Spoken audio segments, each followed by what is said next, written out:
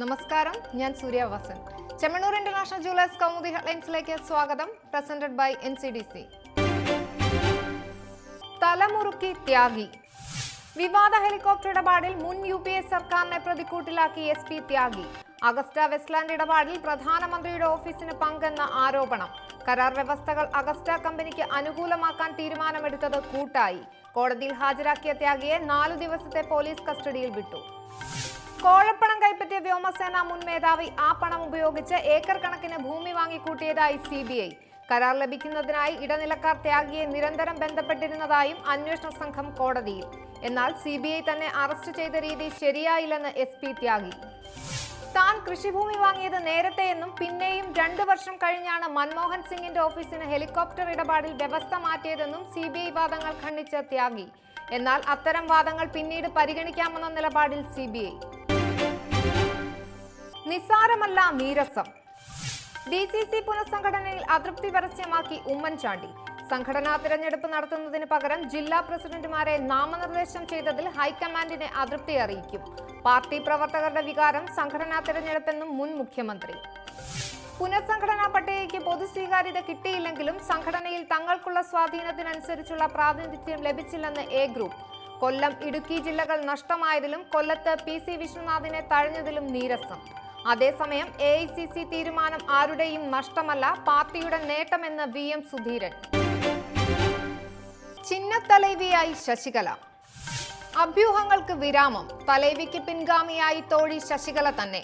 Party general secretary സ്ഥാനം ഏറ്റെടുക്കാൻ മുതിർന്ന നേതാക്കൾ ശശികലയോട് ആവശ്യപ്പെട്ടതായി AIDMKയുടെ ഔദ്യോഗിക ട്വീറ്റ്. പോയസ് ഗാർഡനിൽ നേതാക്കളും ശശികലയുമായി നിർണായക കൂടിക്കാഴ്ച. ശശികലയെ പുതിയ തലൈവിയാക്കാനുള്ള തീരുമാനം ഏകകണ്ഠമായെന്ന് പാർട്ടി വക്താക്കൾ.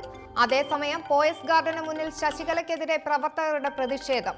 എതിർപ്പ് പ്രകടിപ്പിക്കുന്ന പ്രവർത്തകരെ പോലീസ് ബലം പ്രയോഗിച്ച് മാറ്റുന്നതായും ആക്ഷേപം. അന്വേഷണത്തിൽ അതൃപ്തി.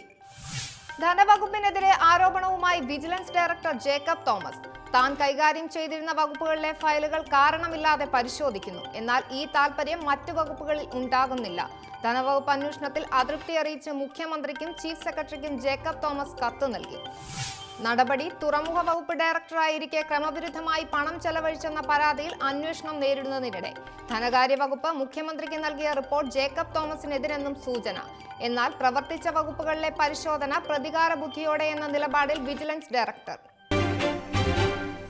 ഇനി ഇന്നത്തെ സ്വർണം വെള്ളി നിരക്കുകൾ.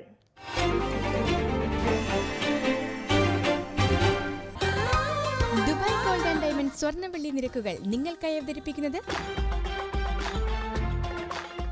Dubai gold and diamonds, India, UAE, Oman, Bahrain. സ്വർണം ഗ്രാമിന് 2620 രൂപ, പവൻ 20,960 രൂപ, വെള്ളി ഗ്രാമിന് 47 രൂപ. ദുബായ് ഗോൾഡ് ആൻഡ് ഡയമണ്ട് സ്വർണ്ണ വെള്ളി നിരക്കുകൾ നിങ്ങൾക്കായി അവതരിപ്പിച്ചത് Dubai gold and diamonds, India, UAE, Oman, Bahrain. Chemmanur international jewellers Kaumudi headlines presented by NCDC സമാപിക്കുന്നു. അടുത്ത ഹെഡ്ലൈൻസ് 1 മണിക്കൂറിന് ശേഷം. നമസ്കാരം.